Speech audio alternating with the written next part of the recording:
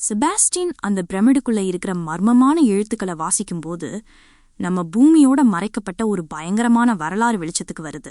நாம நினைச்சிட்டு இருக்கிற மாதிரி இந்த பிரமிடுகள் வெறும் கட்டிடங்கள் இல்ல, அது ஒரு பலிக்களம். பல ஆயிரம் வருஷங்களுக்கு முன்னாடி வானத்திலிருந்து ஸ்பேஸ்ஷிப் மூலமா பூமிக்கு பிரிடேட்டர்ஸ் வருது.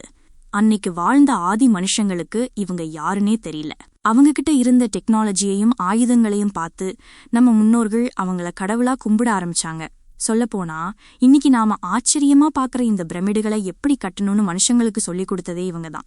ஆனா அவங்க இதையெல்லாம் சும்மா செய்யல, அதுக்கு பின்னாடி ஒரு ஒப்பந்தமே இருந்துச்சு.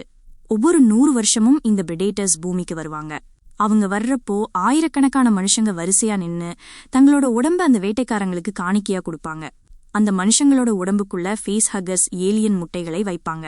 அந்த முட்டையிலிருந்து வெளிவர்ற அந்த கொடூரமான ஜீனோமார்ப்ஸ் வேட்டையாடுறதுதான் பிரிடேட்டர்ஸோட லட்சியம். இது அவங்க வீரத்தை நிரூபிக்கிறதுக்காக நடத்துற ஒரு சடங்கு. இந்த வேட்டையில பிரிடேட்டர்ஸ் ஜெயிச்சா ஓகே, ஆனா ஒருவேளை அந்த ஏலியன்ஸ் கை ஓங்கி பிரிடேட்டர்ஸ் தோற்க ஆரம்பிச்சாங்கன்னா அந்த ஏலியன்ஸ் அங்கிருந்து வெளியேறி உலகத்தையே அழிச்சிடக்கூடாதுங்கிற காரணத்துக்காக பிரிடேட்டர்ஸ் தங்கள்கிட்ட இருக்கிற சக்தி வாய்ந்த குண்டுகளை வெடிக்க வைப்பாங்க. அப்படியே அந்த மொத்த இடமும் அங்கிருந்த நாகரிகமும் சுவடு தெரியாம அழிஞ்சு போயிரும். கம்போடியா, மெக்சிகோன்னு பல இடங்கள்ல இருந்த நாகரிகங்கள் இப்படிதான் ஒரு நொடியில காணாம போச்சு.